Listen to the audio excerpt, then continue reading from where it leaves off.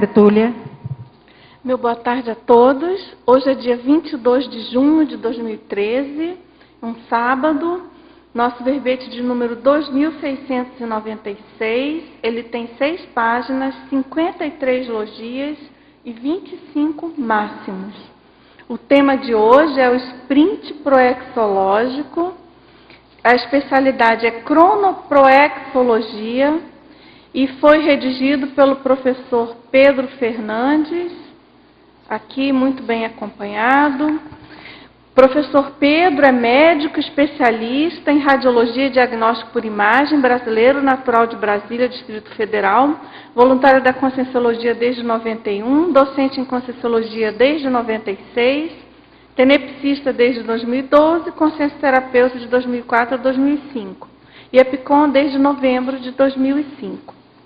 Na definologia, então, o sprint proexológico é o ato ou efeito de a consim intermissivista elevar consideravelmente o investimento dos autoesforços em determinada área proéxica prioritária, mantendo sadiamente a produtividade dos demais setores da vida, a fim de acelerar neoconquistas evolutivas.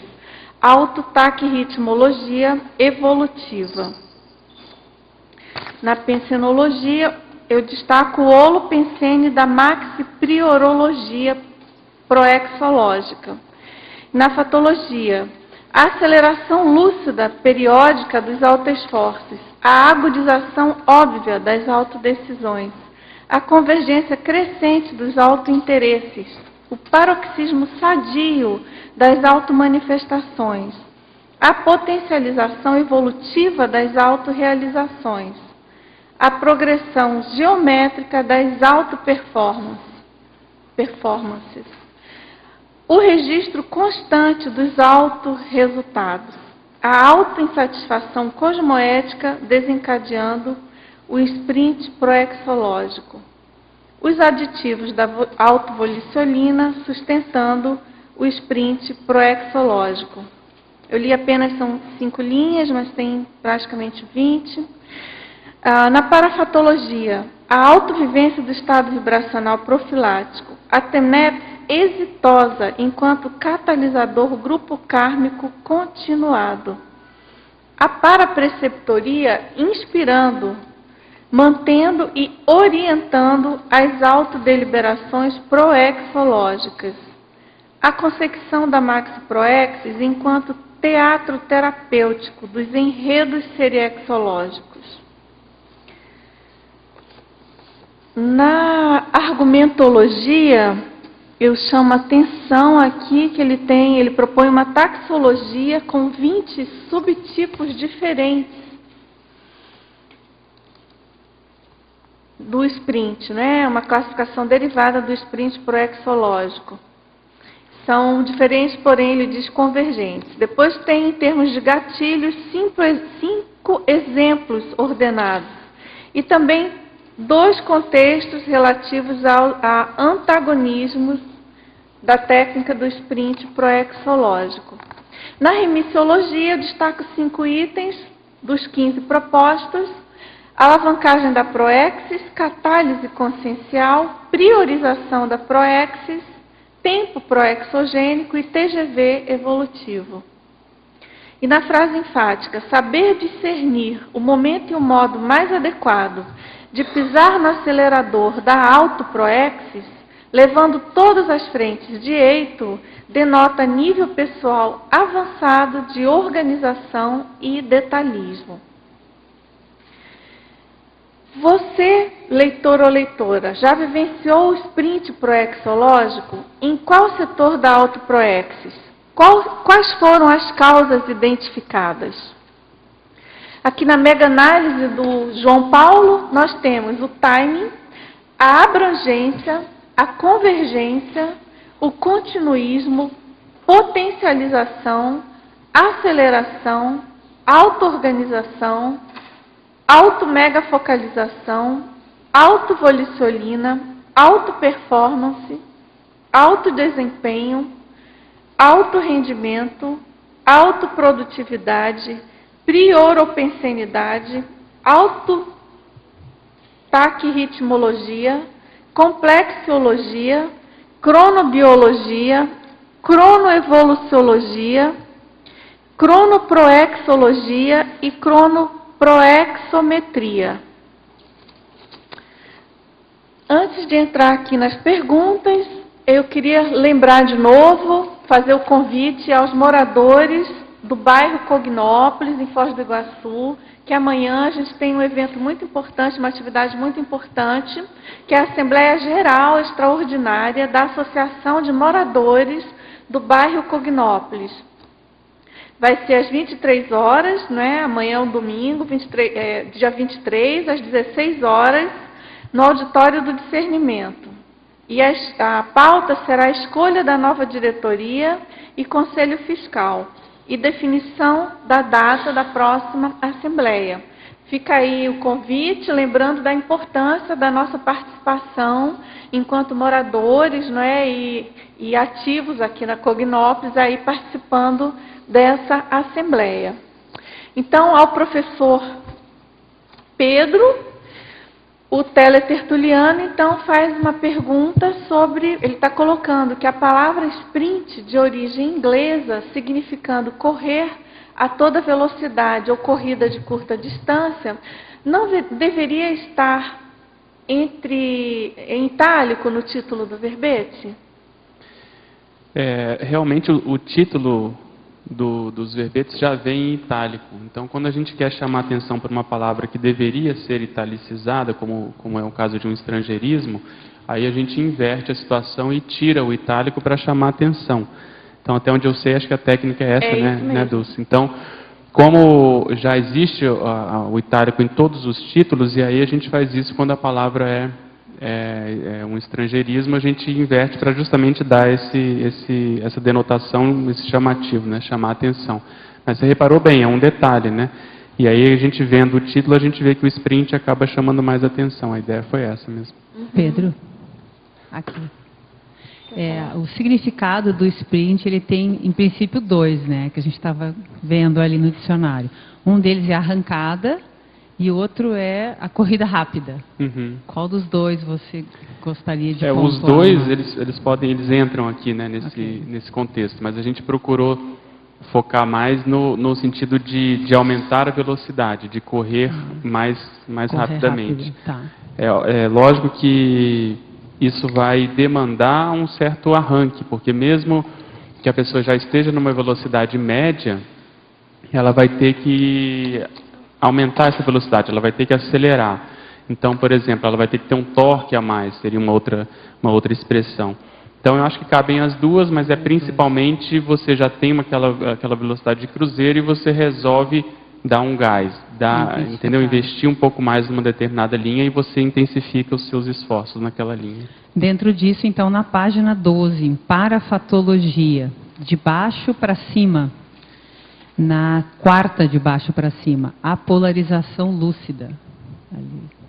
Do próprio Mater Pensene, promovendo a recuperação de megaconcerexológicos. Então, o que eu estou observando na prática, e por isso que saiu esse verbete? Quando, depois de uma determinada fase da ProEx, que a pessoa já tem uma certa experiência com voluntariado, ela já se conhece um pouco mais em termos de autopesquisa, ela já tem uma noção mais próxima do perfil que ela tem, qual que é a área que ela eventualmente é boa, que ela se dedicou no passado, ela tem um Megatrafor já elencado, né? Ela já selecionou esse Megatrafor baseado na prática, ela pode lançar a mão dessa técnica do sprint, que significa o quê? Olhando esse trafor, ela começar a intensificar a produtividade com relação a esse trafor. Então, vamos supor, o que eu estou procurando fazer? Hoje eu já sei que eu tenho algum histórico recente nessa questão da intelectualidade. E se você olhasse a minha vida até uns 4 anos atrás, a minha produtividade intelectual era medíocre, era na média, até um pouco abaixo dessa média.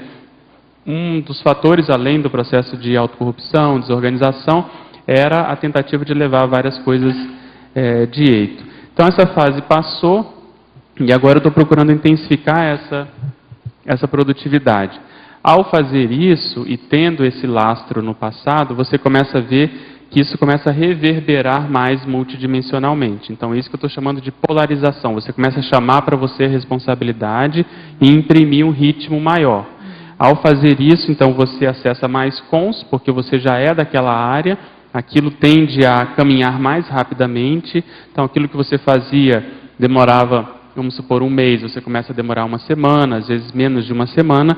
Então, isso você vê que o seu rendimento aumenta. E, paralelamente, ou concomitantemente, de modo simultâneo, você começa a atrair a atenção de consins e consciex afins àquele tema que você está trabalhando. Então, aquele seu modo de ser, às vezes de falar, as senhas que você emite, os temas que a gente traz aqui, o processo da dinâmica, vamos supor, tudo isso começa a gerar um holopensene que você está sustentando com uma velocidade maior.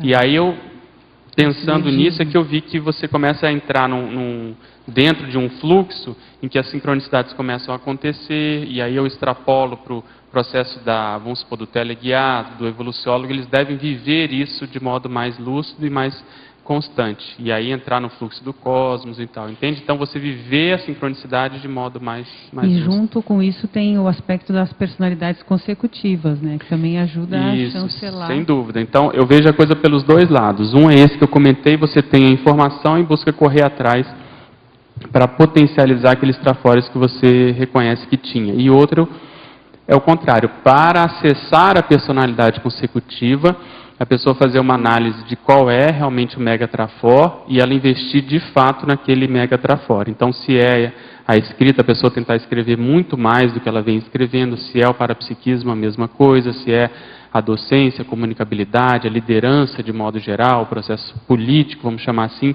porque há uma tendência da gente se nivelar pela média. Não, a média está mais ou menos aqui, eu me satisfaço, estou indo relativamente bem e eu me acomodo. E eu acho que, dependendo da fase da ProEx, a pessoa, principalmente na execução, né, na consecução da ProEx, ela já pode assumir uma liderança maior numa área e puxar um grupo para frente nesse sentido, naquela área específica. Tá. Beleza, obrigada. Professor Pedro, estrangeirismologia, página 11, na terceira linha. Ele pede se você poderia falar do não esquecimento do pacta sunt servanda, né? Servanda, intermissivo. Então, esse é um estrangeirismo que já usual, já comum na enciclopédia, que deriva do jargão jurídico, até onde eu tenho conhecimento. E são justamente aqueles acordos que são feitos diplomaticamente ou paradiplomaticamente, o que a gente usou essa expressão para lembrar desses acordos que nós fizemos antes de ressomar. Então, o que foi que nós nos comprometemos a fazer? No caso da conscienciologia, a gente, de certo modo, quem se identifica, quem se considera intermissivista, quem assume essa condição, assumiu também um compromisso extrafísico de representar essas ideias aqui. E isso gera uma responsabilidade. Então, a responsabilidade vem como? No exemplarismo, em você procurar ser o mais teático possível diante dessas ideias e poder representar bem isso. E se nós aprofundarmos essa questão, além de sermos teáticos e de procurarmos ter a verbação de modo geral, existem também aqueles acordos mais pessoais, mais adstritos à própria ProEx, a cláusula pétrea. Então, como a gente estava comentando, se no meu histórico holobiográfico existe uma tendência maior para o processo mental somático, eu penso que eu tenho uma responsabilidade maior com isso. E aí, nesse sentido, além do básico, além do basal, além do voluntariado de modo geral, a pessoa vai começando a se adstrir, a se polarizar para uma determinada linha. Como a gente comentou também, isso pode acontecer com parapsiquismo. Por exemplo, eu estou vindo de um debate agora lá do PROAD, né, que é o Programa de Aceleração da Desperticidade. E a gente vê nitidamente que algumas pessoas têm mais a vertente, a linha parapsíquica, outras mais o que aparece mais é o processo interassistencial, outro é o processo mental somático, enfim, por aí vai. Então, a gente detalhando mais esses perfis, a gente vai detalhando também a nossa responsabilidade proexológica, que deve ter relação, a gente deve ter acordado, não, se eu tenho um trafor nessa área, se eu tenho experiência nessa área do passado, eu vou poder usar essa experiência em prol da expansão do conhecimento da conscienciologia. Então foi por isso que a gente lembrou dessa expressão aí na estrangeirismologia. Pedro, Milena. Pois não. Eu gostei muito da tua definição, do teu verbete, vai ajudar muito no trabalho da Apex. Principalmente porque a gente nota assim, alguns voluntários que querem focar em determinada área, mas têm dificuldade em saber qual área, e quando eles identificam, eles largam mão de todas as demais áreas. Por exemplo, agora eu vou focar no meu parapsiquismo. E aí não entra em nenhuma ajuda administrativa, docência, enfim. E a gente sabe que a área administrativa de docência ajuda muito no próprio desenvolvimento parapsíquico. Exatamente. E aí o que você poderia falar para ajudar as pessoas a identificarem essa linha, mas ao mesmo tempo levar as outras áreas de eito aí? É o que a gente colocou na frase enfática, né? Saber discernir e levando todas as frentes de eito. Isso denota organização e detalhismo. Eu acho que, dentro dessa responsabilidade que a gente estava falando no curso intermissivo, isso tem que acontecer num crescendo. Então, por exemplo, a primeira pessoa, ela é aluna, né? Vou dar um exemplo assim geral de uma pessoa que esteja chegando na conscienciologia. Ela assiste uma aula, assiste os cursos, ela acha isso tudo muito positivo, mas há uma tendência da pessoa achar que isso não é tanto para ela, porque ela talvez não veja como inserir isso na própria vida. Mas a coisa caminha e ela acaba se tornando voluntária. Ao se tornar voluntária, uma das crises é exatamente essa. Como é que eu vou, levando toda a vida que eu levo, tendo todas as minhas prioridades, ainda inserir o voluntariado? E ela acaba conseguindo fazer isso, se organizando melhor, priorizando determinadas coisas. Depois vem a crise, por exemplo, da docência. Ela fala, mas além do voluntariado, eu vou ter que priorizar a docência, a itinerância, e ela fica nessa crise porque ela acha que ela não vai conseguir levar as coisas de eito, ela acha que ela não tem tempo, ela acha que tem várias demandas, e o que a gente observa, mais uma vez, a pessoa acaba conseguindo, e ela vê o resultado disso, ela fica mais amparada, inteligente, ela consegue levar essa situação de modo mais factível. Depois tem a crise, por exemplo, da TENEPS. A TENEPS, até alguns anos atrás, era algo muito distante, né? A pessoa fala, mas como? Para a vida inteira? Uma hora a mais? Uma hora que eu vou ter que despender para isso, além do voluntariado, além da docência? Então, enfim, na prática a gente observa que existe muita gordura para ser queimada. E mesmo hoje, já mexendo com outras coisas ainda mais avançadas, nós observamos que isso ainda acontece. Ou seja, o nosso grau de organização ele pode ficar cada vez mais otimizado. Mas ela deve respeitar esse princípio, pelo menos eu respeito isso, que é você, do maior, do mais abrangente e até certo ponto do menos especialista, você vai se especializando, mas sem esquecer do passado. Então não dá para trocar, por exemplo, a TENEPS pelo voluntariado. Eu não penso assim, eu acho que você vai agregando, porque lá na frente uma coisa vai acabar intensificando e potencializando a outra, vai atuar de modo sinérgico. Então, tendo isso como princípio, quer dizer, se eu não consigo dar um passo a mais, se esse passo a mais representa eu abrir mão de uma determinada situação, por exemplo, a pessoa acha que para ela escrever um livro ela tem que sair totalmente do voluntariado. Eu acho que ela tem que rever esse conceito dentro dela antes de tomar essa decisão. Até porque, pelos casos que eu acompanhei, a tendência é a pessoa não conseguir ter autodefesa, ter amparo, ter um nível de motivação suficiente para bancar o desassédio do livro se ela sai dessas tarefas todas que a gente vem falando, por exemplo, voluntariado, docência, etc. Então, eu acho que o segredo é a pessoa saber levar a situação e saber aproveitar melhor o tempo. É tanto que essa técnica, essa proposta do sprint, eu vejo que não é para todo mundo. Eu acho que, por exemplo, o inversor, ele já está numa técnica de sprint que é a própria inversão. Mas ele tem que ter lucidez de que ele precisa vivenciar determinadas etapas ao longo da ProEx para justamente ele ter experiência para tomar decisões mais à frente. Então, se ele não tiver experiência de voluntariado, por exemplo, da própria docência, da itinerância, tudo isso mais na frente vai ser cobrado dele. Eu acho que ele vai deixar a desejar se ele fizer essa opção, ou isso ou aquilo, sabe? Por outro lado também, o que acontece? Se a pessoa também no voluntariado, na docência, ela se acomoda, ela fala, não, meu teto é aqui, eu só faço isso, cheguei nesse nível, vamos supor, da docência itinerante, e não tem um novo desafio de, por exemplo, querer a itinerância internacional, de querer ser EPICOM, de querer fazer um trabalho diferente, ela também vai ficar acomodada. Então, o bacana da Conscienciologia é que existem várias possibilidades hierarquicamente superiores, em termos evolutivos, que são assim desafiadoras para a pessoa poder mexer com ela, falar que nível de recim que eu vou ter que fazer para poder bancar esse novo patamar. E a gente vê isso muito na questão do próprio epicentrismo. Muitas vezes a gente convida uma pessoa para ser EPICOM, ela acaba aparecendo lá, e a gente observa às vezes que a pessoa não fazia TENEPS ainda, ou tinha pouco tempo, que a pessoa não tinha feito acoplamentário, que a pessoa não participava de dinâmica. Então você vê que existe um perfil totalmente pronto para aquela tarefa, mas que por alguma desorganização pessoal, a pessoa retardou determinadas experiências que são super importantes para essa nova tarefa que ela vai assumir.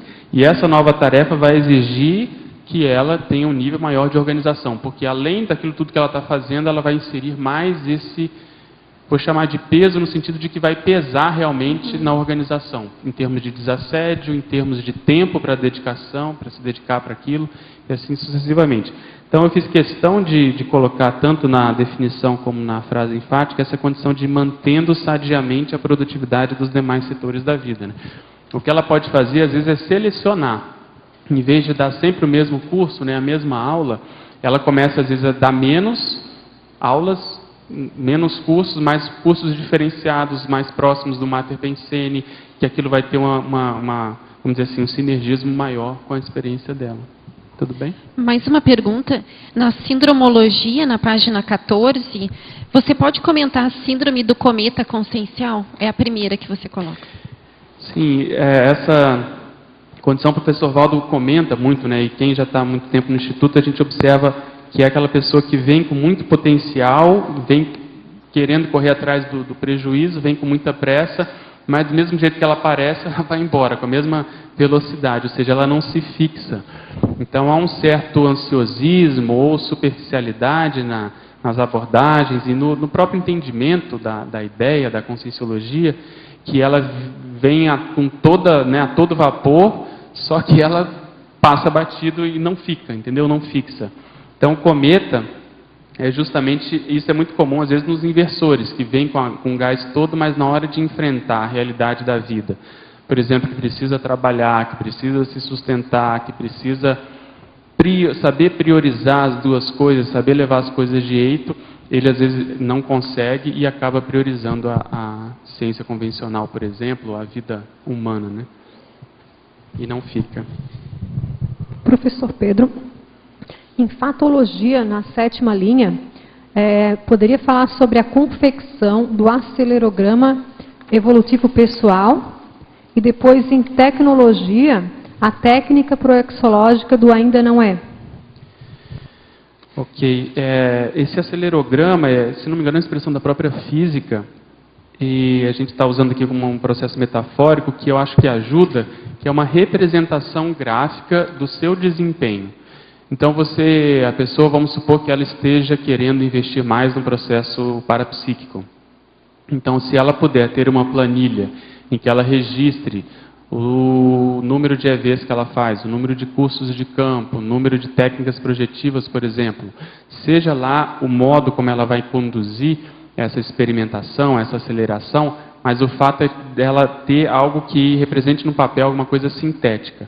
O que eu tenho feito, por exemplo, no caso dos verbetes, isso que às vezes as pessoas não dão tanta importância, que o número de páginas, as logias, os máximos do detalhismo, as palavras sesquipedais, as ideias novas que tem, eu tenho isso tudo numa tabela juntamente com o tema, a especialidade e a data. Então, conforme o tempo vai passando e você vai produzindo, aquilo acaba servindo de motivador para você continuar essa manifestação, né? O professor Valdo chama isso de estatística motivadora, que se não me engano eu coloquei em algum momento aqui do verbete, né? Até próximo, né? As estatísticas automotivacionais realimentadoras do próprio ânimo.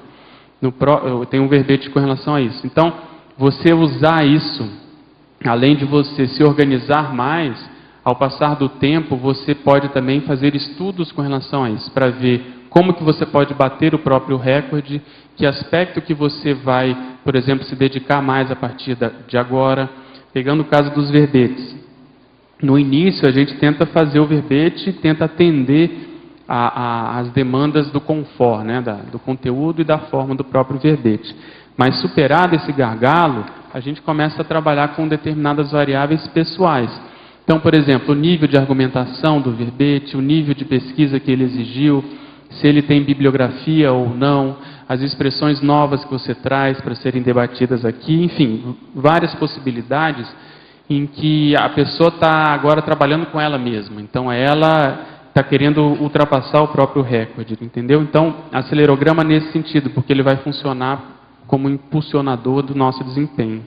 Pedro. E na tecnologia, né, que ela perguntou, essa técnica do ainda não ela está descrita no manual da ProEx pelo professor Valdo, e é bom a gente ter isso em mente, de que às vezes o maior trabalho assistencial, se ele for de TACOM, por exemplo, ele ainda não vai ser TARES, ele ainda não vai representar a TARES. Então isso ajuda a gente a ponderar sobre o processo de quantidade e qualidade. Então, às vezes, vale mais a pena a gente fazer poucas coisas mais tarísticas, por exemplo, ou de um nível de profundidade maior, do que o contrário.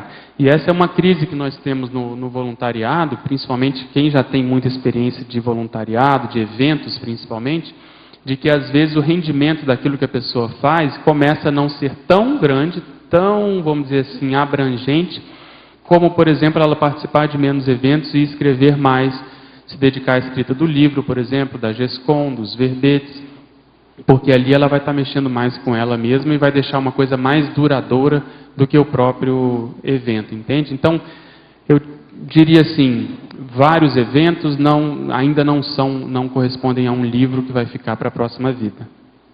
Para resumir, entendeu? Mas essa abordagem pode ser feita para qualquer situação similar, né?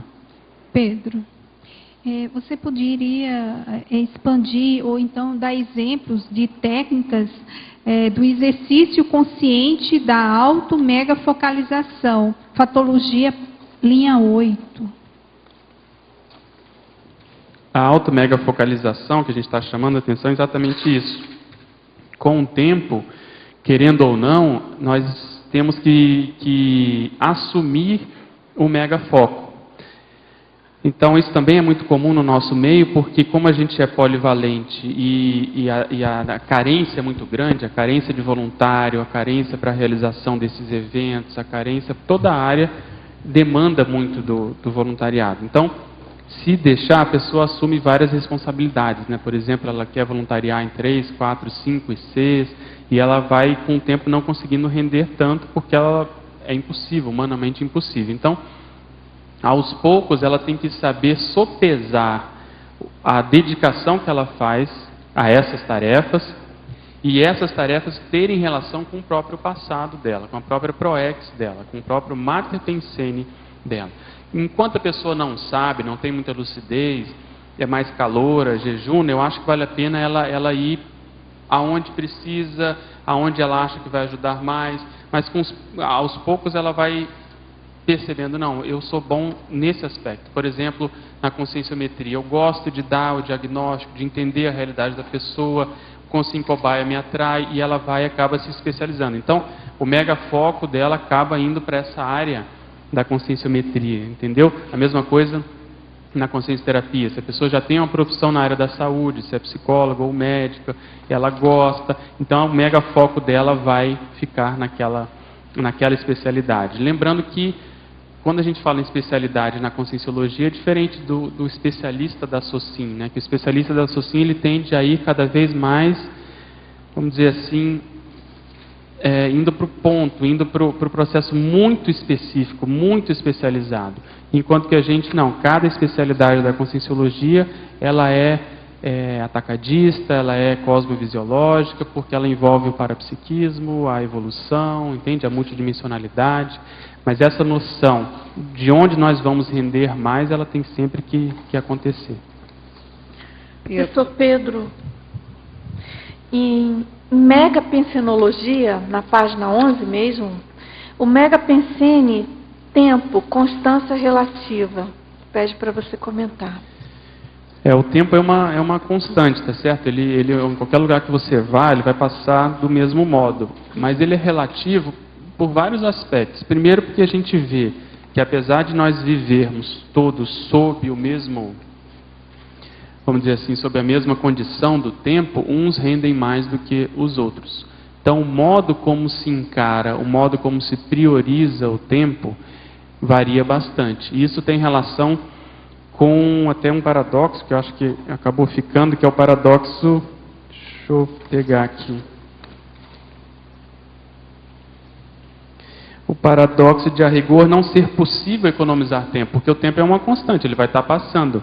Mas é um paradoxo porque você vê que tem gente que consegue render muito mais e sabe economizar mais o tempo. Então, isso é uma inteligência, eu acho, evolutiva. Isso tem relação com o tempo consciencial. Então, quanto que a pessoa tem noção da lucidez com relação à passagem do tempo. Às vezes, para a pessoa, ela acha que dentro de um espaço de tempo aconteceram ou passaram-se 5 minutos e, na realidade, passaram-se 20 minutos. Então, essa noção consciencial da consciência diante de um processo fixado, a pessoa tem que ver se isso está ajustado. Porque se há uma defasagem, uma descalibragem, às vezes ela não vai conseguir render tanto. O tempo passa e o rendimento é muito pouco. Então, por isso que a gente quis chamar atenção com relação a esse processo, porque ele é relativo, porque a consciência, se quiser, ela decide as coisas mais rapidamente, ela pode ser mais taquipsíquica, existe a taquirritmia que a gente está buscando alcançar, que é justamente você encaminhar as coisas de um modo ordenado em menor espaço de tempo. Então, acho que vale a pena ponderar sobre isso. Ok, obrigada. Pedro, aqui na página 15, em taxologia, o item 14, você pode ampliar o sprint paracerebrológico? Sim. O que você quis dizer com isso? Com relação a essa listagem, todos eles tinham exemplos, mas eu achei que ficou muito carregado e ia passar de 6 páginas, e eu estou tentando manter sempre com 6 páginas. Então, o que é? Vamos supor que a pessoa, a gente até também estava conversando sobre isso hoje de manhã, às vezes a pessoa assume, reconhece, admite que ela teve uma intermissão ou mais prolongada, ou mais equilibrada, ou mais produtiva. Quando ela compara com a produtividade atual, ela vê que existe um gap muito grande. Ela, de algum modo, não conseguiu conduzir a vida satisfatoriamente para conseguir alcançar esse rendimento que ela tinha extrafisicamente. Então, o que ela pode fazer para reduzir esse gap? Ela vai lançar mão de determinadas tarefas ou prioridades que mexam mais com o paracérebro.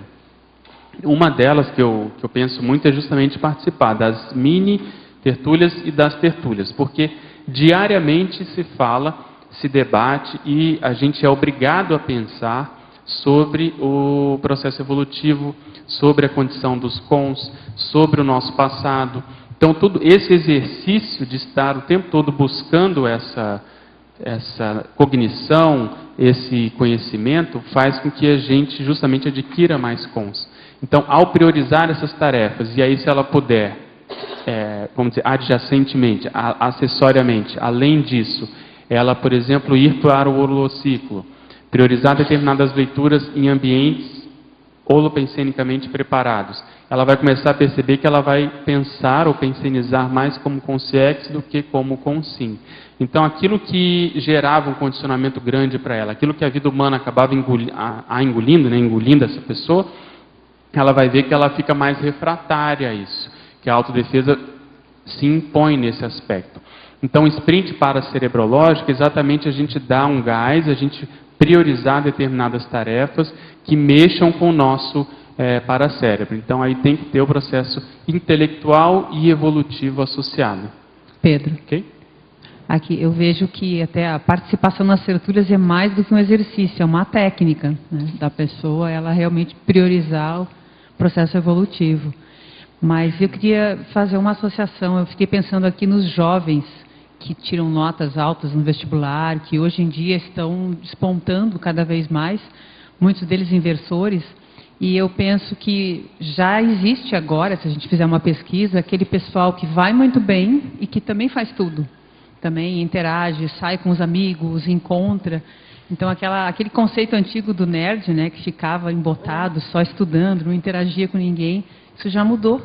Isso então, já mudou, em função do que você está falando. Aí dependendo de cada caso, mas existem realmente essas pessoas, eu vejo que é uma minoria da pessoa que sabe levar, né, que sabe a prioridade do estudo e sabe priorizar também o processo da convivência. No nosso caso, a mesma coisa. Eu acho que os inversores precisam ter isso em mente, precisam saber, vamos dizer assim, honrar essa condição de saber levar a vida humana e o processo multidimensional. E aí inclui as tertúlias, a produtividade, querendo ou não, é um desafio. O rendimento, né? Agora eu queria que você falasse mais um pouquinho, vou insistir de novo na personalidade consecutiva. Um pouquinho mais, porque muitas vezes algumas características da personalidade consecutiva pode não ser o que a Consim está utilizando, levando, ou até o que ela identifica. Às vezes aquilo ficou embotado. Mas no momento que você resgata, isso tem uma tendência, né, a melhorar. Tem várias abordagens aí. Se a pessoa resgatou e não, vamos dizer assim, que não bate, né, como você está falando, totalmente, sempre bate, mas às vezes não é a linha, não é a principal. Eu estou lembrando aqui de 2 casos, por exemplo. Então, se há isso, eu tenho 2 conclusões, 2 princípios para isso. Se essa informação chegou para a pessoa,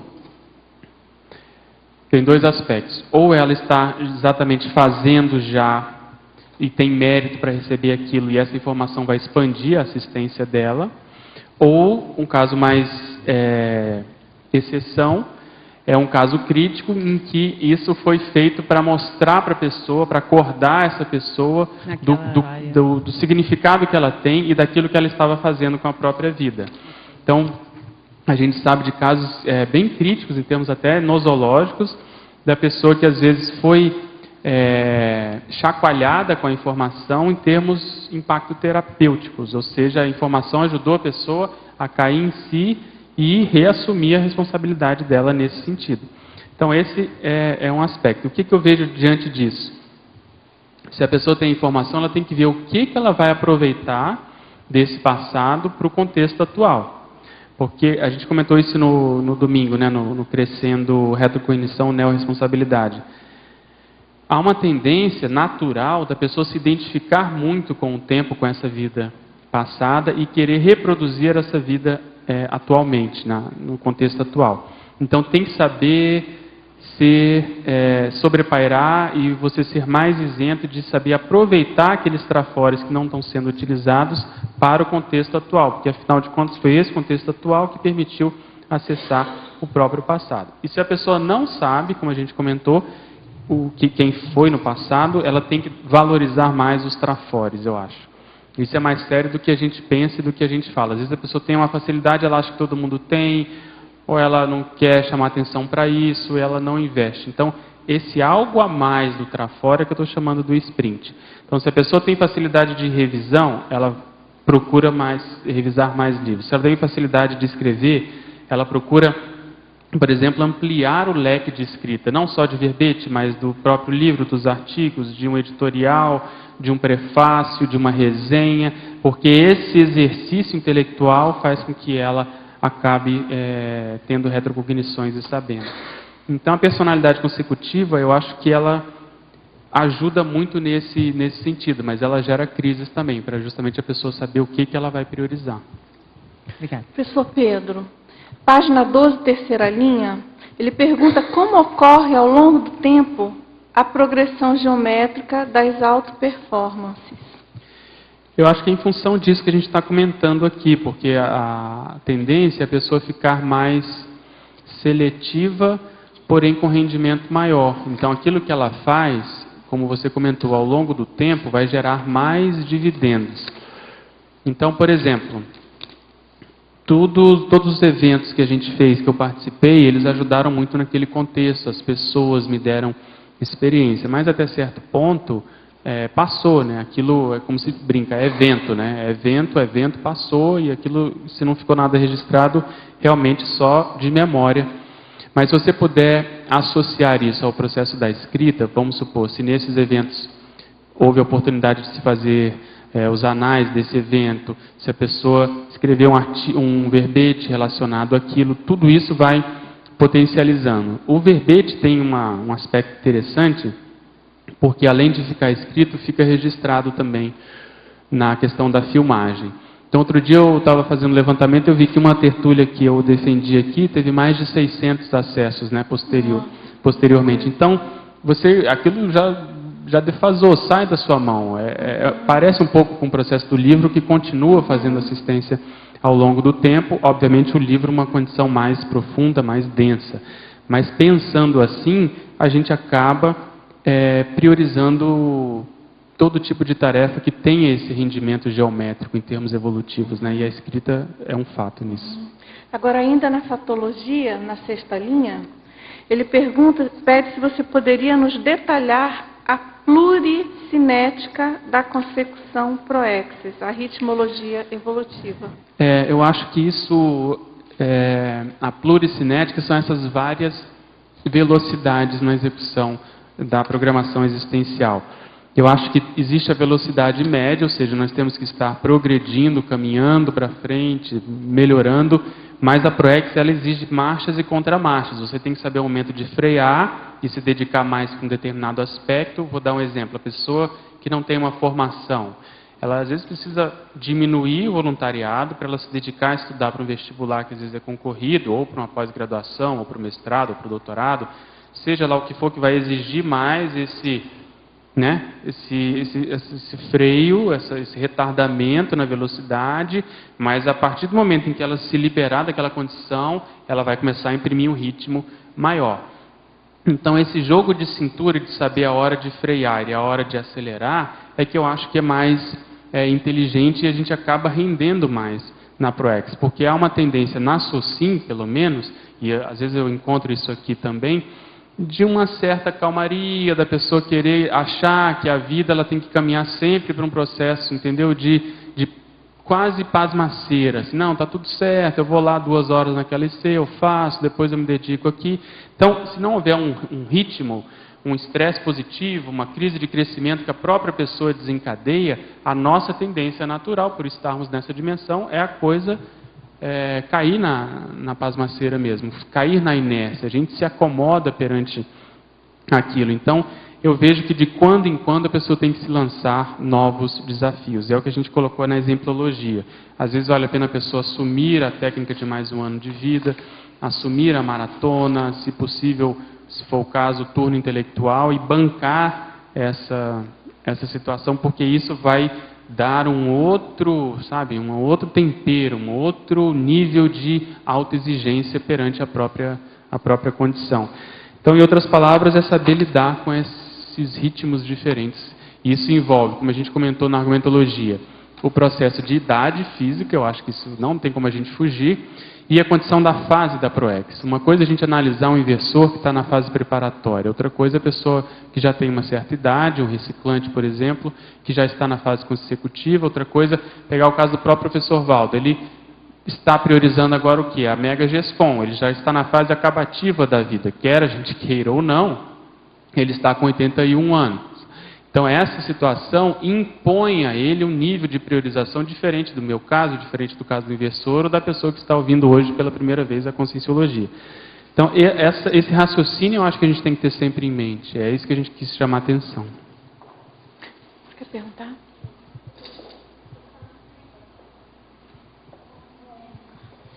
Pode falar. Está ligado? Página 12. Eu? Sim. A página 12, a 4ª linha. A autoinsatisfação cosmoética desencadeando a performance. O sprint, né? Proexológico. Então, é como eu comentei aqui no finalzinho, se a gente puder olhar ali na página 15, no final, esses antagonismos, eu vejo que esse sprint, ou seja, esse aumento da performance proexológica, ele pode ser desencadeado por aquela pessoa que acha que está atrasada. O gatilho, é isso? Oi? O gatilho? Não, aqui embaixo, antagonismos, depois do gatilho, o 1 e o 2. Então, ela pode desencadear porque ela acha que ela está atrasada, e aí há uma alta insatisfação, fala, puxa, diante de toda a cognição que eu tenho, diante da experiência, da carência das pessoas que não têm essa informação, da minha contribuição e retribuição perante isso, eu acho que eu estou deixando a desejar. Então, para ela não entrar no ansiosismo, ela vai pensar o seguinte, mas como que eu posso render mais? Eu poderia render mais, por exemplo, conciliando o meu trafor com o processo da escrita. Então, se eu tenho um trafor, vamos supor que a pessoa seja boa, tem alguma experiência em alguma área específica da assistencialidade. Então, ela vai escrever sobre aquilo, seja a condição que for, só que ela vai investir nisso ao longo do tempo. Ela não vai se contentar com um artigo, um verbete ou um livro somente. Ela vai tentar realmente sair do outro lado com uma produtividade maior. E o inverso também, a própria pessoa que já está, vamos dizer assim, num timing correto da ProEx, às vezes ela vai se lançar esses desafios para aumentar o próprio rendimento. Eu volto a citar o caso do professor Valdo. Eu acho que ele já atingiu o complexo há muito tempo, né? Há muitos anos. Aquilo, o básico que ele veio fazer, até certo ponto, ele já fez a mais. Mas ele não se contenta com isso. Ele sempre se lança novos desafios. Então a enciclopédia já foi um mega desafio. Depois veio o DAC, né? Agora é o que ele está chamando de pão de ló, que é o léxico de ortopensadas. Então, esse modus, né, funcionante, vamos chamar assim, esse modus vivendi, esse modo de encarar a condição, de estar sempre se impondo novas situações desafiadoras, é que eu acho que nós, na média, ainda não temos. Nós ainda, de certo modo, a gente não tem um jogo de cintura tão grande e a gente se assoberba muito, seja com a vida humana e principalmente com a vida humana e o voluntariado, o que é compreensível em função de ser o primeiro curso intermissivo, em função de existirem várias demandas, como a gente comentou também. Então é nesse aspecto que a gente situa a autoinsatisfação cosmoética. Não pode ser a melim, não pode ser o ansiosismo, a pessoa não pode se assediar porque ela não está fazendo nada, ela simplesmente tem que tomar uma decisão lúcida de ver aonde que eu vou render mais e respeitar essa decisão. Então eu cito sempre o meu caso. Em 2003, eu já tinha mais de uma década na Conscienciologia, vim fazer o curso acoplamentário e achei o meu desempenho, a minha desenvoltura parapsíquica lá no laboratório muito abaixo daquilo que era o esperado para alguém que tinha já esse tempo todo de Conscienciologia.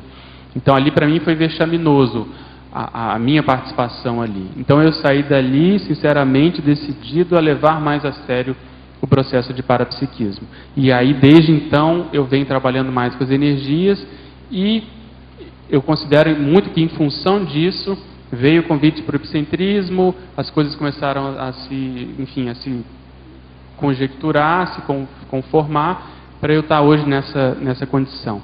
Então eu penso, talvez se eu não tivesse tomado aquela decisão mais séria antes, isso tudo pudesse ter acontecido, mas num ritmo diferente, daqui a alguns anos, entende? Então, volta e meia eu me vejo pensando, será que eu não estou da mesma maneira, não tomando determinadas decisões críticas que eu já poderia, ou seja, que eu já poderia antecipar determinadas crises, e às vezes por falta de lucidez, por comodidade, por autocorrupção, a coisa acaba passando batida. Então essa autoinsatisfação, eu acho que ela é muito genuína, e a gente tem que olhar para ela e tentar atendê-la na medida do possível, para isso não piorar no futuro, né? Tá certo, obrigada. Professor Pedro, ali na antepenúltima linha da fatologia, a assunção da autoprimo prioridade sem maiores perdas de tempo, a autodespertologia. Aí depois, se puder até ampliar para quem está assistindo pela primeira vez, sobre a relação entre o Código Pessoal de Cosmoética e a desperticidade. Ok. Você vê que eu coloquei aí, né, a autoprimo prioridade, quer dizer, a primeira prioridade pessoal, sem maiores perdas de tempo. E aí eu destaquei a desperticidade porque eu vejo que quem fez esse primeiro curso intermissivo, né, e até uma minoria já deve ter mais de um, a desperticidade é uma coisa, eu acho que universal até certo ponto. Ela pega praticamente 100%, eu não posso afirmar isso, mas deve abranger a grande maioria de todos nós. Porque a gente pode sair dessa vida como desperto. E às vezes a pessoa não, vamos dizer assim, refletiu mais detidamente sobre a importância disso. Como que a gente observa isso? Porque, conforme nós comentamos antes, do mesmo modo que a TENEPS no início era uma coisa muito distante, a dispersidade pode estar sendo ainda muito distante, ou a pessoa está colocando a dispersidade numa condição muito, muito distante da realidade dela. A solução para isso que eu vejo é o seguinte: a pessoa tomar uma decisão hoje e falar o seguinte, em termos de dispersidade, que é o que nós fazemos lá no PROAD, né, no Programa de Aceleração da Dispersidade. Se a dispersidade fosse 100%, quanto desse 100% que eu já domino, já assumo na minha manifestação? Pode ser 50%, 55%, 70%, 90%, a própria pessoa vai dar a nota. Mas ao fazer isso, ela vai estar chamando a responsabilidade para si. Não, se são 70%, faltam 30%. E aonde estão esses 30% na minha manifestação? O que falta eu fazer? Falta cognição, falta autodefesa energética, eu me assedio ainda muito com um determinado aspecto, envolvendo, por exemplo, o grupo karma, envolvendo o dinheiro, envolvendo o sexo, envolvendo seja lá o que for, mas o fato é que a pessoa trouxe a dispersidade mais perto, e isso faz com que ela assuma naturalmente essa responsabilidade, porque ao fazer um diagnóstico, a cura, a terapia, o tratamento, ele já vem a reboque. Se eu tenho 70, faltam 30, o que eu preciso fazer? Quase que é um raciocínio, né, dedutivo lógico. Mas nós, muitas vezes, tiramos a nossa responsabilidade, tiramos o corpo fora e deixamos isso para os outros, ou acha que é muito distante, ou acha que é só, vamos supor, para quem já é EPICOM, ou para o professor Valdo, e assim por diante. Então, até a concepção do conceito da dispersidade é ainda muito variável na CCCI, e a própria pessoa ela tem que se posicionar com relação ao que ela entende por ser desperto. E aí entra a sua pergunta do CPC. Então, no Código Pessoal de Cosmoética, será que a pessoa já tem ali determinados elementos que a conduzam mais próximo da dispersidade, que façam com que ela fique mais atenta, mais lúcida para essa realidade? Porque uma coisa é fato, é mais fácil nós convivermos a partir do desassédio dos outros, né? Você conviver, vamos supor, com um serenão, com 5 evoluciólogos, eles vão estar ali segurando o pau da barraca. Mas no momento em que se tira esses elementos sustentadores, a responsabilidade cai para cima do próprio grupo. E esse grupo precisa se conhecer e saber quem desse grupo vai poder assumir aquelas funções, e aí a dispersidade eu vejo que é um elemento chave, né? Então o recado dos amparadores de que já existem várias pessoas na CCCI que podem assumir a dispersidade em 3 anos, eu acho que isso envolve todos nós. Todo mundo tem que olhar isso com mais carinho, né, com mais cuidado, e ver se não é o caso de, às vezes, utilizar essa técnica do sprint como elemento resgatador de determinados trafores. Então, se ela se considera muito insubnível para psíquico, ela tem que olhar e, vamos dizer assim, revisitar essa temática, reperspectivar isso diante dela e promover novas experiências para ela nesse sentido. Então ela vai ter que priorizar os cursos de campo, as dinâmicas, o trabalho sozinho com estado vibracional, vai ter que principalmente também olhar a TENEPS dela como que é, porque se já há essa decisão íntima, os amparadores estão de olho.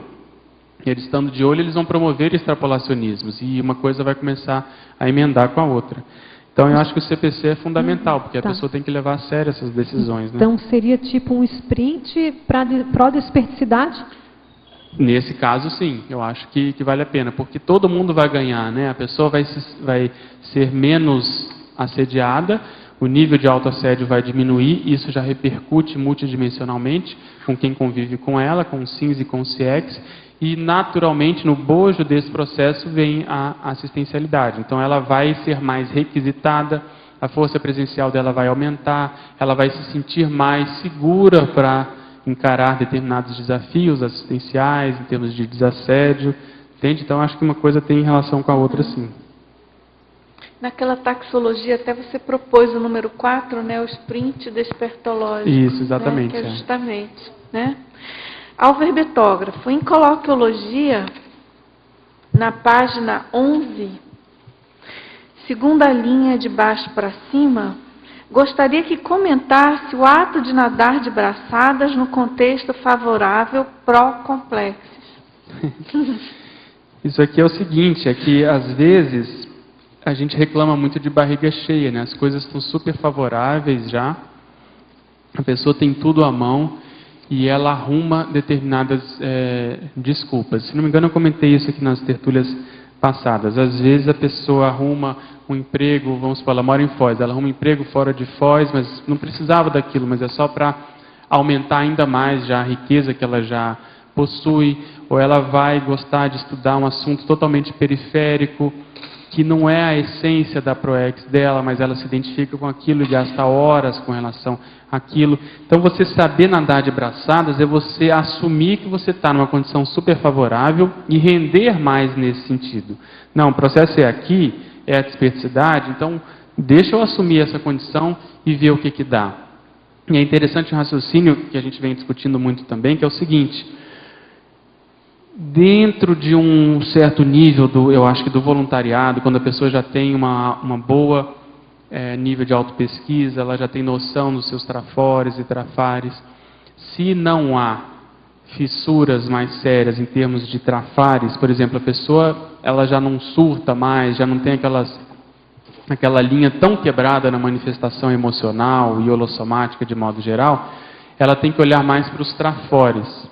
E olhando para os trafores, ao invés de, por exemplo, ela começar a se dedicar, não, agora eu vou fazer minha autopesquisa tentando melhorar aqueles trafares que ela ainda tem, se esses trafares já são menores, o que eu quero dizer é que ela tem que olhar mais para esses trafores e assumir esses trafores. Ela tem que chegar a uma conclusão de qual é o mega trafor. Não interessa se vai estar certo, se vai ser realmente aquele, mas ela vai ter que assumir um deles. E ao assumir um deles, ela vai ter que produzir mais perante aquilo. E ao fazer isso é que ela vai começar a nadar de braçadas, porque tudo vai confluir para ela caminhar nesse sentido, ajudar os outros, fazer aquela polarização matepensênica que a gente comentou anteriormente. Então, mais uma vez, eu vejo que depende do momento em que a pessoa se encontra. Se ela ainda tem muitas questões trafarinas para serem resolvidas, essa é a prioridade. Eu acho que vale a pena ela ir na OIC, ela procurar sanar essas questões. Se ela já observa que, pelo menos em um ano, ela tem uma convivialidade média, uma produtividade boa, ela tem, vamos supor, assumiu lideranças na CCCI, ela tem que olhar agora com outros olhos os trafores. E aí ver qual deles que tem mais a ver com ela, com o histórico, e aí ela assumir essa condição. Agora aqui na fatologia, na página 12, 10ª linha, ele pergunta o que seria a eliminação das mangonas anticomplexes. Mangona é um termo, é uma expressão que existe no dicionário que traduz a indolência, a negligência até certo ponto, a moleza, a preguiça, tudo aquilo que de certo modo pode ser já descartado na nossa manifestação. Então, eu estou lembrando aqui que o professor Valdo outro dia fez algumas recomendações, que se não me engano ele chamou de sínteses policármicas, né? E um dos quesitos ele falou da pessoa que dorme até tarde, por exemplo, da pessoa que acorda às vezes no meio da manhã, até meio-dia, da pessoa que vê novela, por exemplo, e ainda se comove com isso. Então, eu acho isso ainda muito, muito básico, com todo respeito aí à vida de cada um, mas se a pessoa quer, de fato, assumir determinados aspectos mais avançados, como a desperticidade, não dá para ela se corromper e ter uma vida assim. Não dá. Eu já vi gente falando assim, não, mas é porque o meu metabolismo, ele exige que eu durma até não sei que horas, e por isso eu vou dormir também, não sei. Então, essas justificativas, eu acho que elas, de certa forma, elas ainda são capciosas, a pessoa está querendo se enganar, é uma engana que eu gosto. Ela tem que assumir que há ainda essa gordura para ser queimada. Então, essas mangonas anticomplexas são essas, que a gente às vezes usa de justificativas verdadeiras para se enganar. É como eu comentei do caso, que a pessoa às vezes tinha tudo favorável aqui, mas ela inventa uma situação fora da área que for, profissional, grupo kármico, etc., e ela sai do olho do furacão aqui, porque ela justamente às vezes não estava conseguindo manter a produtividade básica. Né? Agora, aqui do mesmo teletertuliano, ele ainda pergunta na página 12 também, na terceira linha, ele pede que você comente a intenção de ampliar os acertos e redimir os erros holobiográficos. Então, eu vejo que esse raciocínio, né, é o raciocínio do curso intermissivo. Ninguém acertou tudo, eu acho que na evolução, na nossa ficha evolutiva pessoal, existe o saldo. Então, existem erros, existem acertos. Esses acertos, se eles predominam, a pessoa tem um saldo positivo. Mas existem os erros também. Esses erros, quanto mais maduro nós vamos ficando em termos evolutivos, tudo indica que a gente vai querendo sanar esses erros do nosso passado. E ao buscar o que a gente estava falando dos trafores, da pessoa investir nisso, ela vai ficando mais segura, mais autoconfiante para ir atrás desses erros. O que representam esses erros? Esses erros têm nome, CPF, contexto, vida, algum erro com relação a determinadas pessoas, determinados grupos. Então, em outras palavras, é a proposta dos amparadores na pré-intermissiologia, quando se diz que nós vamos nos tornar líderes assistenciais e fazer resgates dessas consciências que nós esquecemos, entre aspas, no passado, seja porque realmente viramos as costas, seja porque não foi possível caminhar com tudo, é exatamente isso, você assumir que você tem responsabilidade perante aquele grupo e você voltar para buscá-los, né, e tentar atualizá-los de tudo que aconteceu desde então, desde o processo pessoal, daquilo que aconteceu com você, as recins que você promoveu, a própria condição do curso intermissivo, essa vida que nós vamos finalizar daqui a algumas décadas, tudo isso vai servir de exemplo perante essas consciex. E o processo também grupal, o processo evolutivo, o processo da Terra, tudo o que aconteceu, que muitas vezes essas personalidades não acompanharam por estarem num transe parapsicótico na baratrosfera, na dimensão extrafísica propriamente dita. Então, saber assumir esses erros, eu acho que amadurece muito a consciência. Certo. Você quer perguntar?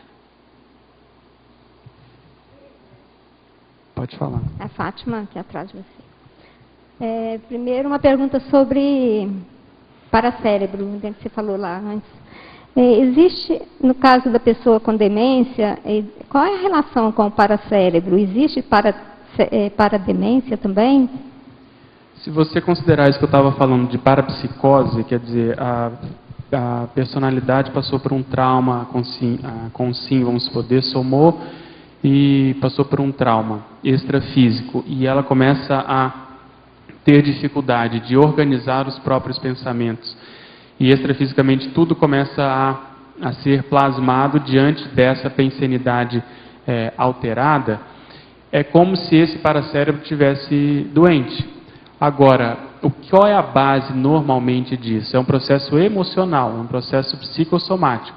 Então, aquele trauma, aquela mágoa, aquela sensação de ter sido traído, por exemplo, aquela necessidade de vingança, seja lá o que for, que vai gerar uma vitimização, mexe muito com a parafisiologia do holossoma, no caso ele vai estar só o psicossoma e o mental soma, e isso acaba transparecendo para quem olha como se fosse uma parademência. Mas se você estiver perguntando, vamos supor, da pessoa que tem Alzheimer aqui, que tem Parkinson, que tem qualquer síndrome degenerativa que curse com essas demências, a pessoa pode ter um paracérebro ótimo, não tem nada no paracérebro, isso é simplesmente um processo físico.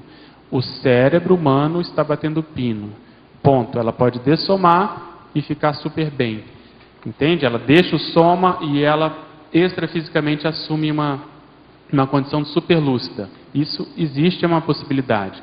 Mas, em geral, pode acontecer uma continuidade daquela situação. Então, eu tenho um familiar que dessomou exatamente com isso, com Alzheimer.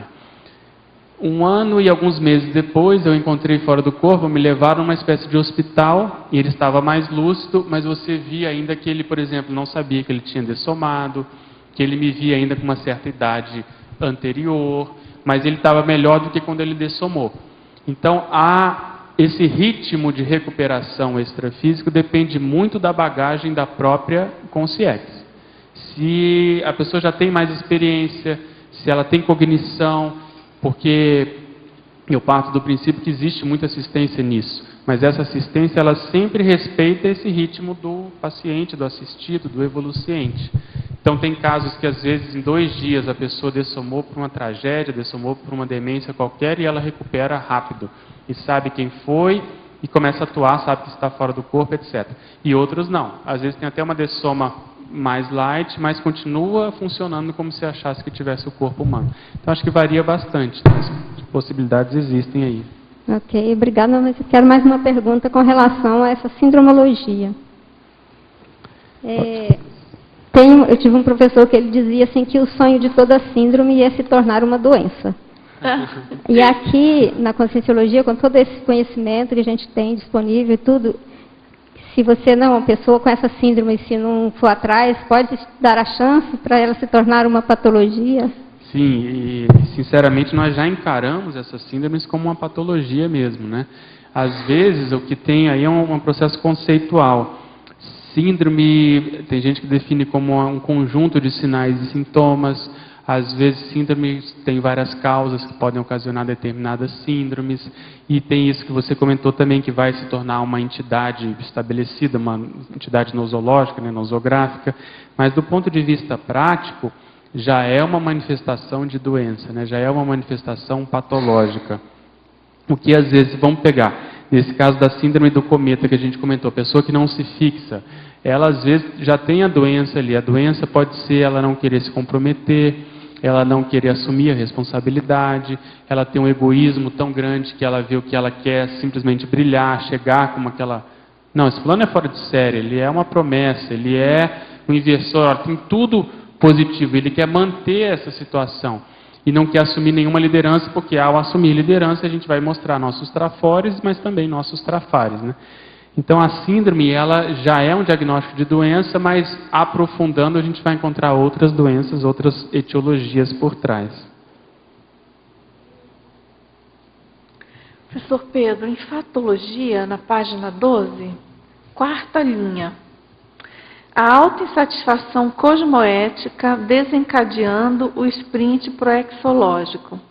Ele pergunta como podemos trabalhar esse item em convergência com o CGC e avançar na proex. Eu acho muito bacana essa pergunta, porque o CGC, que é o Código Grupal de Cosmoética, ele faz a gente pensar se nós realmente estamos assumindo a nossa liderança dentro da Max Proex. Então essa autoinsatisfação, ela pode advir disso. Ou seja, às vezes você vê que você tem condições de assumir uma função e não está assumindo, e isso está fazendo falta. Às vezes outras pessoas estão assumindo, não são as melhores pessoas com o melhor perfil, mas estão dando o seu sangue, estão sendo sinceras, o trabalho está saindo, mas talvez ele pudesse sair mais a contento, mais positivamente, num saldo mais favorável ainda, se nós pudéssemos assumir aquela condição. Então, saber ajustar o timing pessoal das demandas do trabalho físico, se a pessoa ainda tem que trabalhar, por exemplo, o processo da dupla, o processo mais da intraconsciencialidade também, ou seja, da intimidade do intermissivista com essas demandas grupais, eu vejo que isso é muito sério. E quando isso se casa, quer dizer, quando as pessoas realmente assumem determinados trabalhos e elas são as mais indicadas, a gente observa que tudo fica positivo, né? As energias corroboram isso, as pessoas percebem, o resultado ele é potencializado. Então ficar de olho sempre nisso, CPC e CGC. Uma reflexão que a gente faz muito é exatamente nessa necessidade que a gente está tendo hoje, das pessoas que têm muito acesso ao próprio professor Val, das mini tertúlias, estão convivendo com ele aqui, e o quanto que isso está representando em termos de retribuição pessoal. Porque vir e só ouvir, vir e só ficar anotando, vir e só simplesmente participar, já é uma grande coisa, a pessoa está se desassediando. Mas eu acho que precisa ter um certo nível de responsabilidade e também assumir e ajudar aquelas pessoas que já estão fazendo isso. Então, essa reflexão a gente tem sempre que fazer para ver se não, o nosso gap teático não está ficando cada vez maior. Ou seja, a teoria está aumentando, aumentando, e a nossa prática talvez não esteja, vamos dizer, caminhando com o mesmo ritmo. Então, eu sempre procuro ter isso como um balizador, né? Agora, aqui na fatologia, na página 12, última linha. O teletertuliano, então, pede se você poderia comentar o investimento contínuo no Megatrafor, objetivando a colimação cosmoética com Mater Pensene identificada ao Serexologia. Eu acho que isso é uma técnica, né? A gente comentou aqui, eu acho que, de certo modo, talvez as pessoas ou banalizem ou não, a gente não compreenda bem o que é esse processo de Megatrafor, né? O Megatrafor eu vejo que é aquele que está funcionante. Se a pessoa tem um potencial Trafor, ela precisa colocar em prática. Ao colocar em prática, isso pode se tornar um Megatrafor. Mas ao fazer isso lucidamente, casando essa execução, essa prática, essa liderança, com tudo que a gente tem na CCCI, em termos de IC, por exemplo, o que esse meu Megatrafor tem, com qual IC que ele bate mais, que ele tem mais identidade, mais identificação, com qual atividade dentro da CCCI, com quais verbetes que eu posso defender utilizando isso. Quanto mais nós fizermos esse exercício, mais a gente vai assumir o nosso Mater Pensene do passado e principalmente atualizar esse Mater Pensene. Então, o Mater Pensene é aquele princípio diretor, né, da consciência. Só lembrando, então, o que nós utilizamos na nossa holobiografia para tomar as decisões? O que a gente valorizou? A pessoa valorizou mais, às vezes, um processo da assistência, um processo, às vezes, religioso, artístico, intelectual, parapsíquico, enfim. Como que a gente pode compreender essas decisões? Isso foi moldando o nosso jeito de ser e a gente reverbera isso nas nossas energias. Então, esse Mater Pensene, se nós pudermos recuperar a partir da conscienciologia, ou seja, identificando o Megatrafor, colocando na prática, nós vamos recuperar esses cons e a gente vai atualizar essa manifestação. E no bojo, como a gente comentou, que eu considero muito sério, começa a haver a identificação daquelas personalidades que ajudaram a compor esse Mater Pensene com você. Então, na hora de tomar as decisões do passado, isso envolvia o grupo. Nós tomamos decisões, ou seja, para ficar mais próximo de determinado grupo, ou para defender um determinado grupo, ou para ir contra determinado grupo, enfim. Isso envolve outras pessoas. E ao mexer nisso conscientemente, nós começamos a evocar essas pessoas e elas começam a aparecer. Quem é consim começa a aparecer fisicamente, quem é consex começa a aparecer na TENEPS, nas projeções, nas próprias inspirações que a gente recebe, e assim por diante. Então, o que eu queria chamar a atenção aqui é com relação à lucidez disso, olhar com olhos mais assim atentos a esse processo que envolve o Megatrafor e o Mater Pensene. Pedro, na página 12, ainda em fatologia, de baixo para cima, por favor, a 8ª linha, você trouxe aqui a primazia das tarefas com maior rendimento evolutivo.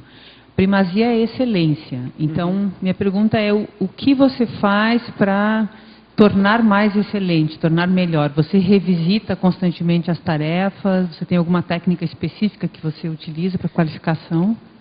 Exatamente, são 2 aspectos. Primeiro, é você priorizar aquilo que vai render mais. Okay. E depois essa abordagem que você fez. O que diante disso eu posso fazer de modo melhor? Então, eu dei exemplo dos verbetes. Então, os verbetes, eu vejo que eles têm determinados gargalos. Escrever verbetes, né? E a Dulce tem mais experiência que eu. Mas assim, você primeiro quer escrever para você ser verbetógrafo, sair do outro lado, defender, tem um estresse não só da escrita, mas da defesa também. Depois você vai entrando nesses detalhes da primazia. Então, o que será, qual a palavra, o exemplo, a expressão que vai ajudar mais as pessoas? Qual o tema que vai mexer mais comigo? Qual é o tamanho do verbete? Outra coisa que eu vejo muito, qual o nível de preparação que se tem perante a preparação do verbete? Dá um caso simples. Como eu li muito a enciclopédia, até por causa das provas e por causa dos verbetes, você acaba conhecendo muitos verbetes. E às vezes você vê determinados verbetes que a pessoa não lembra que existe um verbete que é muito parecido, ou muito próximo, ou que ajudaria muito aquela abordagem. Então, esse cuidado na preparação de você olhar a enciclopédia, perder tempo, entre aspas, gastar o tempo, ler, né, fazer essa pesquisa, ajuda nessa primazia. Então, você vê que aquilo já vem com uma outra força quando você traz, que além dessa abordagem existem outras similares, você vai estar potencializando e você vai estar utilizando aquela técnica que o professor Valdo chama da circularidade. Eu lembro que quando eu tive essa ideia, eu conversei com a Dulce para ver, porque existe esse verbete de alavancagem da ProEx. Eu falei, Dulce, olha lá se eu não estou falando a mesma coisa, se existe a possibilidade da gente falar nesse assunto de ser uma abordagem nova, porque eu sabia da existência desse verbete e que, se você for ver, existe muita similaridade. Mas é que é um outro flanco, tem mais a ver com o tempo, da pessoa já está produzindo e render mais, entende? Então, esse cuidado naquilo que se faz, eu não tinha, por exemplo. Sinceramente, eu não era tão detalhista assim. Como eu fazia várias coisas, eu queria que saísse. Não, está saindo, vamos em frente, mas eu estou conseguindo levar. E de uns tempos para cá, eu estou procurando reduzir, mas tentar ser mais detalhista, por exemplo, como a Cris já é mais, assim, mais do detalhe, mais da profundidade, mais da calma. E eu estou tentando... Pedro, agora sobre esse aspecto, esse seu verbete, se não me engano, é o 49º, é isso? Puxa, parabéns, né, Pedro? Agora, você podia falar então um pouco para a gente, de certo modo você já comentou, mas fala um pouco mais desse crescendo, porque são muitos, não é? Eu acho que tem que ter a decisão de você aumentar a produção, de você fazer mais em menos tempo. Eu sei que isso às vezes assim, gera um certo frisson, porque há uma tendência da gente pensar que a qualidade vai cair. Mas o que eu penso? Se há essa motivação inicial, aí a gente cuida da qualidade depois. Porque você faz, aí pelo menos o que eu faço é o seguinte, eu preparo o verbete, ele já saiu, então aquilo já me desassedia, ele já está pronto. E aí eu vou olhar essa qualificação que eu estava comentando, da remissiologia, da argumentologia. Por exemplo, eu não escrevi nenhum verbete que não tivesse argumentologia por um princípio pessoal, para não ficar uma quantidade pela quantidade. E outra coisa porque, como eu comentei aqui, a minha estratégia, e agora eu preciso dar esse próximo passo, é começar a transformar isso em livros. Então, eu já tenho algumas possibilidades de livros. Então, como fazer isso, que é o meu novo gargalo. Mas a decisão é de você aumentar a velocidade, custe o que custar. Nem que você, eu coloquei aqui, acho que o seroar proexológico, quer dizer, nem que você tenha que fazer um pouco de serão, nem que você durma um pouco menos, mas você bancar esse ritmo maior. Obviamente, sabendo levar, não exigindo muito do soma, mas você tendo isso como princípio, aos poucos você começa a entrar no outro patamar e você não percebe. Então, aquilo que eu demorava, sei lá, uma semana para fazer o verbete, por exemplo, esse do parasinal foi muito engraçado, da quinta-feira. Eu fiz o verbete para anamnese consciencial. Lá eu tive a ideia de fazer o do parasinal, porque ficou muito grande, eu falei, não, isso aqui dá outro verbete, e deixei ele preparado. Só que eu achava que o assunto era muito avançado até certo ponto, eu precisava pesquisar mais. Eu tenho vários verbetes que eu vou deixando de lado para pesquisar mais, para amadurecer, para chegar nessa qualidade. E aí foi muito engraçado, porque um dia que o professor Valdo sentou ali, no meio da tertúlia, ele falou, essa noite eu fiquei pensando sobre sinal, parasinal, sinal multidimensional. Aí eu falei, Cris, é ridículo. E eu com verbete na minha frente, eu falei, Valdo, isso para mim é um parasinal? É um sinal que eu tenho que publicar esse verbete, já devia ter publicado. Aí ele leu, gostou e tal, não sei o que, me deu força. Mas você vê que às vezes você entra em determinadas sincronicidades e você mesmo freia, quer dizer, você mesmo corta a situação. Então eu parto desse pressuposto. E aí eu procurei externalizar isso naquele ciclo autoverbetográfico. Que é você estar num cipó, você vai, aquele cipó te joga lá em cima, igual o Tarzan, e você tem que soltar ele para pegar outro. Então é de um verbete para o outro. Aparentemente parece só quantidade, mas no meio desse processo você vai recuperando cons, você vai se desassediando, você vai se organizando mais. E é isso que eu espero que me leve ao livro. Entende? Esse hábito, essa tendência, sei lá o que, esse desassédio, que eu vá mantendo na produção da escrita de um modo geral. Né? Então é isso que eu procuro fazer e eu acho que vale a pena as pessoas investirem na escrita com relação a isso. Por exemplo, eu acho, até certo ponto, em termos de grupo, eu acho que nós estamos num ritmo, melhorou agora, mas num ritmo ainda aquém do que a gente poderia para alcançar a técnica dos 500 verbetógrafos. Existem muitas pessoas boas que têm esses trafores, que são líderes, que já poderiam ter dado a sua contribuição aqui, pensando nisso em termos de meta grupal. Porque se a pessoa pensar só nela, ela vai ver, não, minha vida está um caos, eu estou priorizando outras coisas, minha prioridade não é essa. Tudo bem, mas a partir do momento que foi lançada essa meta grupal, eu acho que a pessoa tem que se perfilar, né? Pelo menos o mínimo, eu vou ali para contar mais um verbetógrafo em prol dos 500. Então, eu acho que isso ajuda a gente a pensar na questão da escrita. Obrigada. Você quer falar? O seguinte, na parafatologia, na segunda linha, a parapreceptoria inspirando, mantendo e orientando as autodeliberações proexológicas, e isso tem relação com o que o professor Valdo falou hoje de manhã no ciclo mental somático, sobre o toque do amparador, e talvez com o que você falou anteriormente. Você não estava aqui, Não, estava no curso, Mas o que eu estou entendendo é isso, eu acho que a gente começa a adentrar uma seara mais multidimensional. A conscienciologia deixa de ser tão teórica, ela passa a ser mais prática. Então, aquilo tudo que a gente ouve, às vezes o professor Valdo falar, a gente começa a vivenciar no nosso nível, tá certo? No nível mais, às vezes, mais primário, mais incipiente, mais esboçante, mas já é nosso, já tem a vivência pessoal. Então, eu vejo que isso acontece muito, desde que eu tomei essa decisão, porque se fosse por mim, eu ia tentar levar tudo mais ou menos na média, escrever um verbete aqui, um outro ali, ia fazer as minhas coisas que eu venho fazendo de modo mais assim, direito. Mas ao assumir essa responsabilidade, e desde o início eu coloquei 50 verbetes como sendo assim uma meta para tentar alcançar de modo mais rápido, eu vejo que essas inspirações têm acontecido, eu vejo que a condução da minha ProEx, ela também teve muito dedo dos próprios amparadores. Por exemplo, eu considero, sendo bem sincero, que essa revelação da personalidade consecutiva aconteceu em função disso. Então, a Cris está aqui que não me deixa mentir sozinho, né? Mas em 2009, o que aconteceu? Eu comecei, não estou brincando, eu comecei em final de 2008 para 2009, eu comecei a fazer a técnica lá do turno intelectual, do trabalho antilucano, né? E eu estava escrevendo lá o dicionário de jargões. E eu comecei a perceber um nível de amparo diferente e uma repercussão em mim diferente também em termos de cognição. Aquilo começou a gerar muitos frutos. E isso foi o ano de 2009 todo, tanto que o dicionário de jargões, ele falta muito ainda para acabar, não é minha prioridade agora, mas o gás que eu dei nele, o modo como ele está hoje, rendeu muito mais nesse ano do que nos anos anteriores. E aí, em outubro de 2009, é que os amparadores vieram com essa informação a partir do professor Valdo. Então, eu vejo que se nós pudermos e soubermos, e consciente ou inconscientemente, os amparadores vão nos tangindo, né, nos orientando, nos conduzindo para o nosso processo do passado, quanto mais a gente assume isso, mais essas informações do passado começam a acontecer.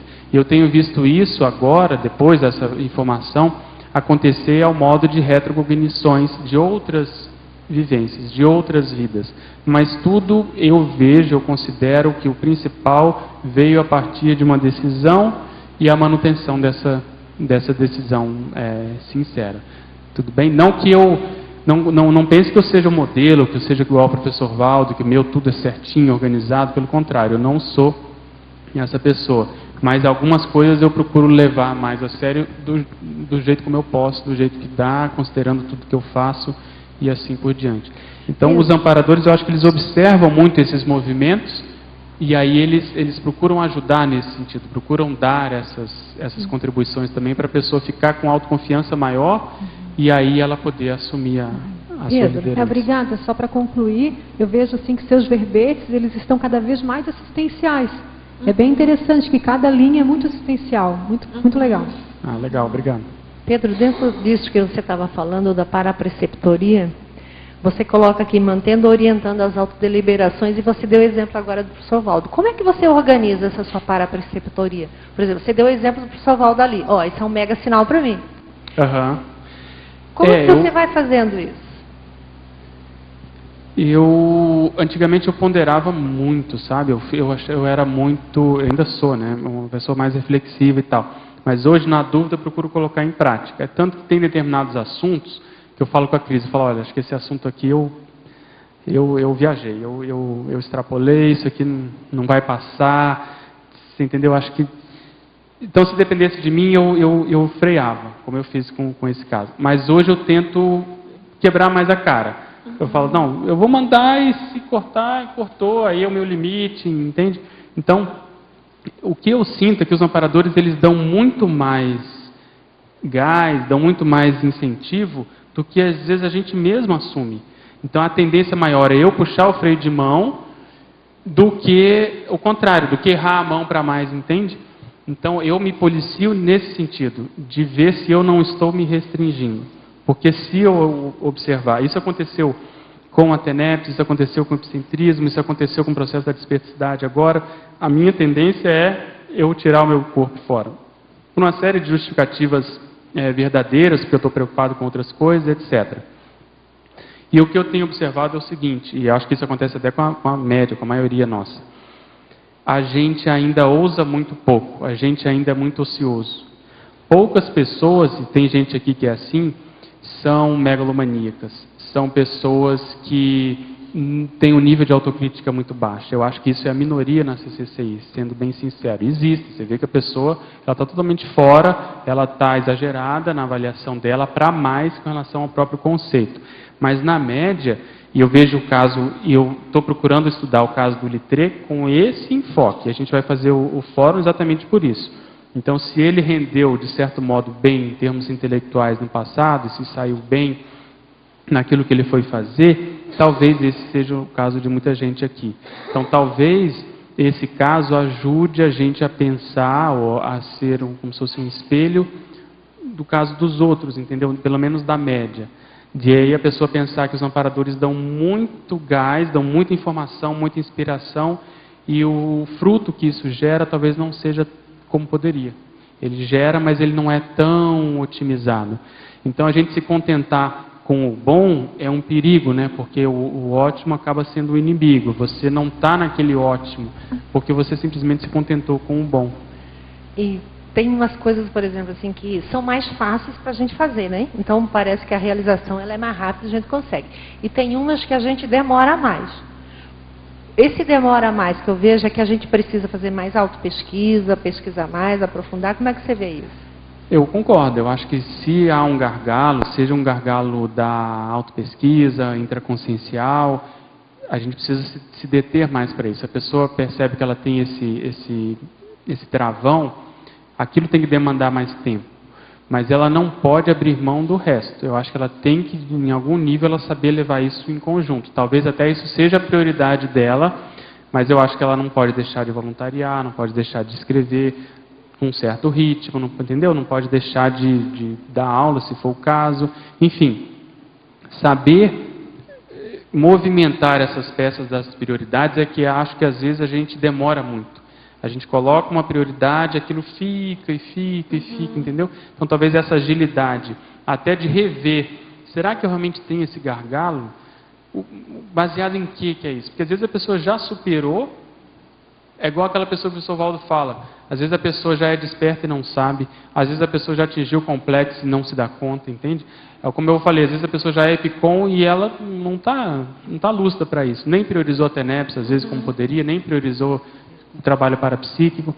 Então, saber movimentar essas prioridades é que eu vejo que é o grande segredo.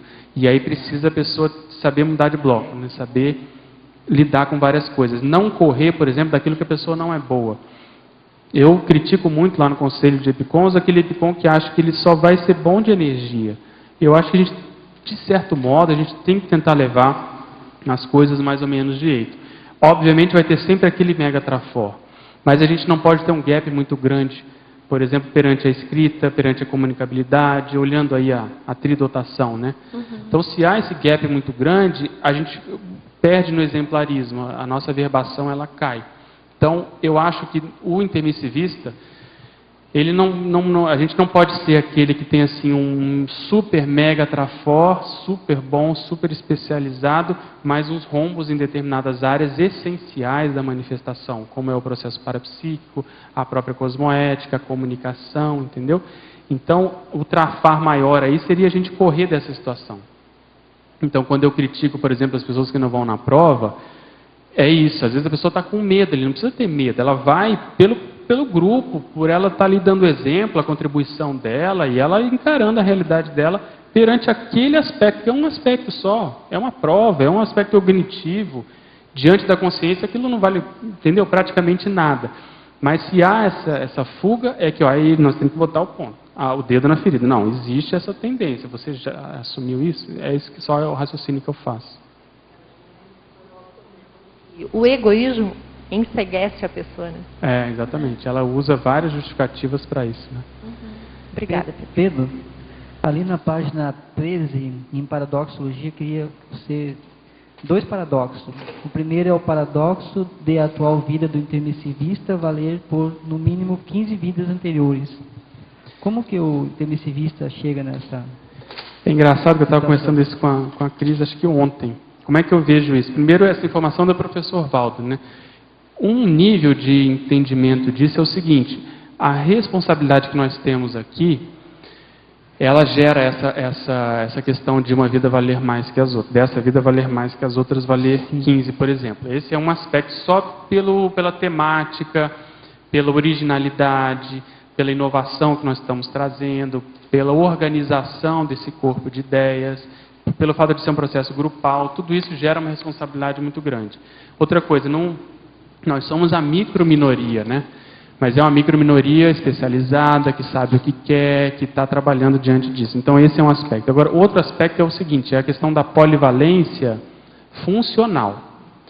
Então vou dar o meu exemplo. Existe uma vertente minha que eu estou tentando desencadear no processo intelectual via verbetes. Outra vertente minha é o processo do epicentrismo, que está desencadeando agora a desperticidade. Outra vertente é o processo assistencial, que envolve medicina, AVA, TENEPS, etc. E assim por diante. O processo da dupla, que tem relação com a lexicologia, a lexicografia do passado.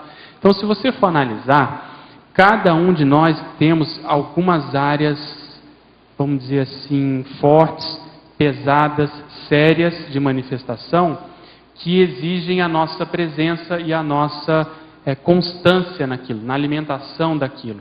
Sim. Então, na realidade, essa vida, ela não é mais, por exemplo, de uma consim convencional, um médico convencional que simplesmente faz a medicina, tem uma vida humana comum, tem as férias, pode até ser vamos dizer assim, despontar dentro da medicina. Então, é como se a medicina fosse uma vida, mas a desperticidade às vezes é outra vida, a intelectualidade vai ser outra, entende? O voluntariado vai ser outro, o trabalho que a gente faz dentro do Grupo Karma representa outra vida. Então, olhando isso dessa forma, cada um de nós pode ver os papéis que nós fazemos na nossa ProEx, como que está isso, e olhar isso como se fossem várias vidas dentro da mesma vida. Né? É uma aceitação de uma neopensinidade dentro de uma assistência. Sem dúvida. E na realidade, qual é o aprendizado dessa neopensinidade? É o aprendizado do atacadismo, ou da atacadismologia. A gente agora não se satisfaz mais com um pouco, com um processo meritório só pessoal, entende? E olhando essas vidas passadas, principalmente essa que abriu, nós já éramos assim até certo ponto. Então você vê lá no caso do litrê, quem for estudar, existe o litrê político, existe o litrê médico, existe o litrê lexicógrafo, existe o litrê positivista, existe o litrê, enfim, qualquer outra coisa, assistencial, articulista. Então todos nós fomos assim, só que agora a gente está qualificando isso com a conscienciologia, com o paradigma consciencial, com a cosmoética. Então essa neopensinidade, ela não é completamente nova, isso que eu quero chamar a atenção.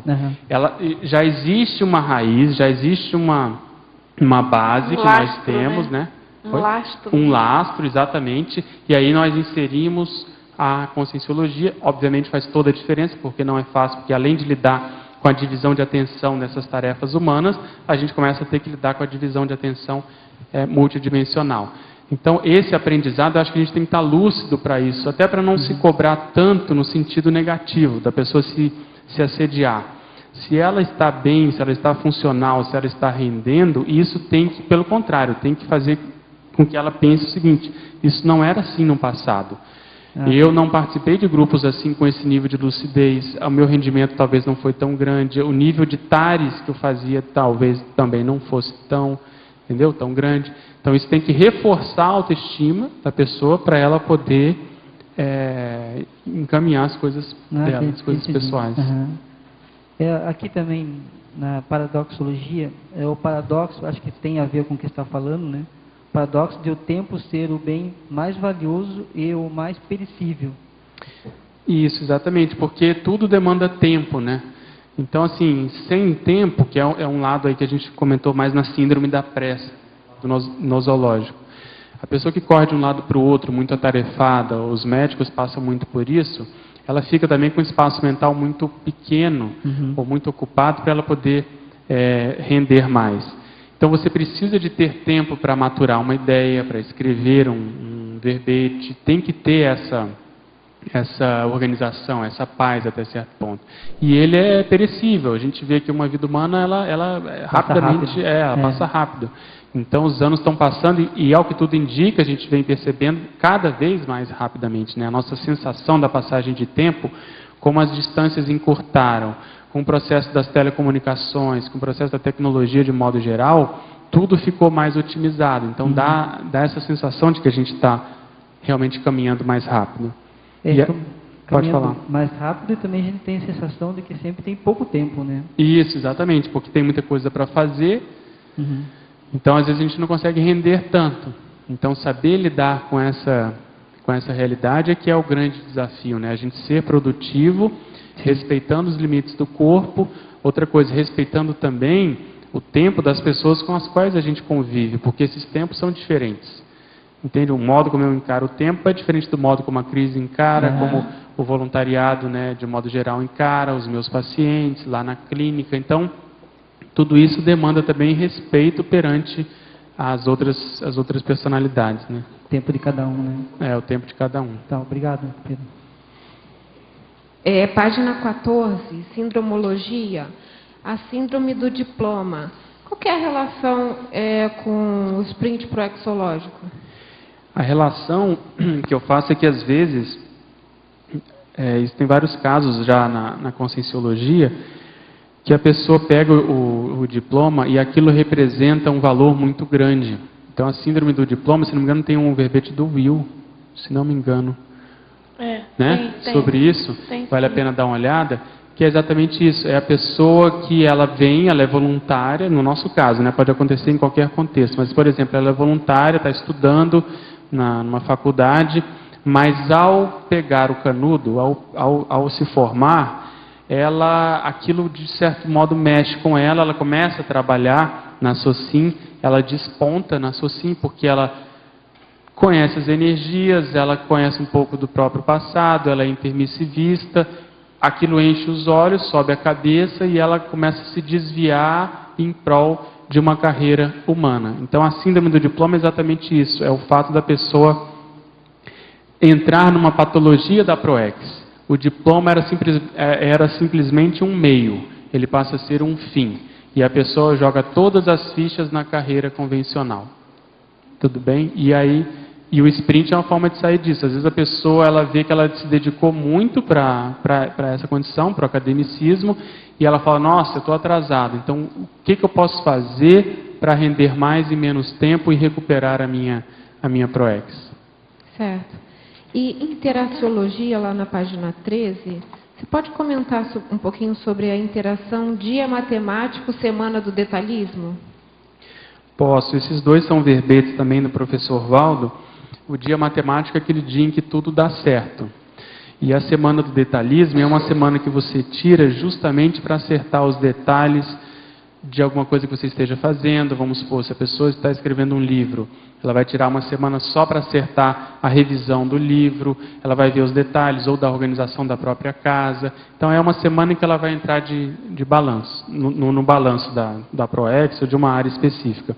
Então, ao casar tudo isso, ou seja, quanto mais dias matemáticos nós tivermos e quanto mais semanas do detalhismo nós também tivermos, soubermos usar isso, a tendência é que a gente entre mais no processo da ProEx. A teoria que eu defendo é exatamente essa. Quanto mais a pessoa assume o Mega Trafor e entra naquilo que eu estou chamando de polarização do Mater Pensene, mais os dias acabam sendo matemáticos. Ou seja, ela vê que ela faz muitas coisas nas 24 horas do dia. Então, coisas às vezes que ela estava muito tempo para desassediar, ela consegue fazer. O livro que ela não conseguia tirar da gaveta, ela consegue e dar um encaminhamento. Aquele verbete, às vezes, que tem mais de ano, que a pessoa não pega, ela consegue chegar do outro lado. E aí, então, o dia matemático é exatamente isso. Quanto mais dias matemáticos, mais a pessoa pode aferir se ela está sendo mais, vamos dizer assim, efetiva na consecução da própria ProEx. Eu, pelo menos, penso assim. Certo. Professor Pedro, na interaciologia, segunda linha, você poderia expandir a interação autocerexológica refém da autocognição, personalidade consecutiva, função maxiproexológica para a perfilologia? Acho que isso é a síntese disso que nós estávamos comentando, né? Então, a personalidade consecutiva, todos nós aqui temos uma personalidade anterior, né? Fomos alguém e tivemos uma história, e essa história nos conduziu para o curso intermissivo. Então, a pessoa precisa assumir qual é a cognição da qual ela é refém. Então, em qual campo do conhecimento que ela tem uma responsabilidade. Ela é boa, como a gente comentou na tertúlia anterior, com as exatas, como tem esses bustos aqui. Ela tem noção mais com relação ao processo parapsíquico, e assim por diante. E aí ela vai ver a função na Max Proexis. No meu caso, o professor Valdo tem brincado que a lexicologia é a minha redenção, por exemplo. Porque isso tem a ver com várias vidas do passado. A questão de mexer com as palavras, filologia, etc. Então, se isso de algum modo não repercutir na Max Proex, eu acho que eu estarei sendo omisso, estarei caminhando para o incomplexes. Então, tem que ter sempre essa noção funcional ao olhar para o passado. Esse passado me diz o quê? Conforme a resposta, eu tenho que aplicar isso na ProEx atual. Isso que eu quis chamar a atenção, e é uma síntese da paraperfilologia. A pessoa tem que saber qual o perfil dela na Max ProEx. Agora, na parafatologia, página 12, primeira linha, você poderia comentar sobre a TENEPS exitosa enquanto catalisador grupo kármico continuado? Sim, eu acho que dentro do aspecto do sprint, a TENEPS já é uma técnica que gera uma aceleração, né? Gera essa movimentação mais rápida. Mas a pessoa, ao se dedicar à TENEPS, por exemplo, ao ter um diário da TENEPS, a participar do fórum, a olhar a TENEPS com outros olhos, ela também vai funcionar como um catalisador. E grupo kármico, por quê? Porque nós vamos estar mexendo com a assistência dessas pessoas. Então, os amparadores vão estar trazendo justamente essas pessoas que nós estamos evocando. Ao mexer com determinados assuntos do passado, nós vamos estar evocando essas consequências, os amparadores vão estar organizando essa assistência a partir do contexto da TENEPS. Certo. Agora, em paradoxologia, página 13, na quarta linha, ele pede se você poderia dar a definição sobre o paradoxo Homo sapiens dinâmicos, Homo sapiens paciens. Sim, esse paradoxo também é do professor Valdo. O que a gente quer dizer aqui com isso quando coloca aqui?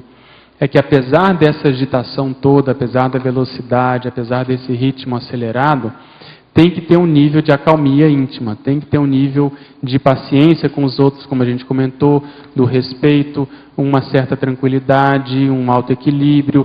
Então é a condução das coisas de modo mais rápido, sem ansiedade. Com isso, a pessoa vai chegar na taquirritmologia, que é um conceito conscienciológico que está ali no memorando.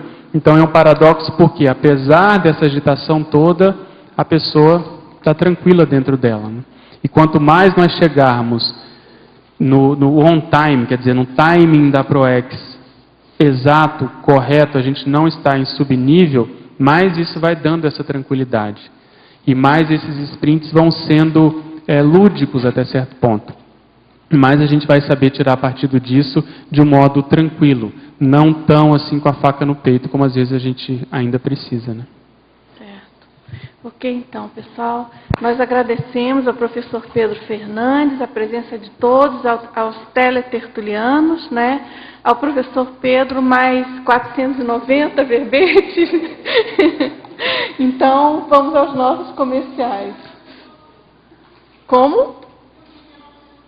Pode ser. Obrigada. As pontuações da tertúlia de hoje foram 53 assinaturas no livro de presença, 15 perguntas presenciais e 14 perguntas respondidas online. Hoje temos 5 recados. Cícero, curso, biografologia, Alexandre, acoplamentário, Miriam, semana da paradireitologia, Nilsa, história do parapsiquismo e Tiago, palestra Evolução. Bom, boa tarde a todos. Eu gostaria de fazer um convite para o curso Biografologia. Esse curso, ele é um curso de realização da Apex, vai ter início na próxima semana, no próximo final de semana. Ele é um curso realizado em 2 módulos, então vai ter o primeiro módulo agora, dia 29 e 30, e o segundo módulo, dia 10 e 11 de agosto. E esse curso, ele trabalha muito com o holopensene da pesquisa de biografias. Ou seja, como que a gente pode entender, compreender de forma mais ampla o estudo de biografias através do paradigma consciencial. Então, ao estudar uma biografia, nós estamos estudando consciências. E esse estudo pelo paradigma consciencial significa também um processo de autopesquisa muito forte. Então, o curso ele tem todo um embasamento, né, de processo de metodologia, até desde da escolha de uma personalidade para pesquisar, técnicas de pesquisa, roteiro de pesquisa, a ideia toda do exemplarismo ou aprendizagem pelo exemplo. Então são várias metodologias, formas de trabalhar, e o curso todo é muito rico em dinâmicas, ou seja, a forma de trabalhar no curso ela é muito interativa em várias atividades. São vários professores também convidados que vão estar fazendo apresentações no curso. Então vamos ter também, por exemplo, a professora Cristiane Ferraro vai estar apresentando sobre o sociograma, uma abordagem, passando o exemplo do sociograma do livro Cristo Espera por Ti. Então, assim serão outros também professores convidados que acabam enriquecendo o curso em termos até de conteúdo, de abordagens diferentes e formas de ver diferente o estudo de biografia. Então, fica o convite a todos. Então, confirmando, no próximo final de semana já o primeiro módulo e as inscrições são na recepção do CEEC. Qualquer informação adicional é só me procurar ou qualquer voluntário da Apex. Muito obrigado. Boa tarde a todos, o meu nome é Alexandre, estou aqui para convidá-los para o próximo acoplamentário, que acontecerá nos dias 28 a 30 de junho, sexta a domingo.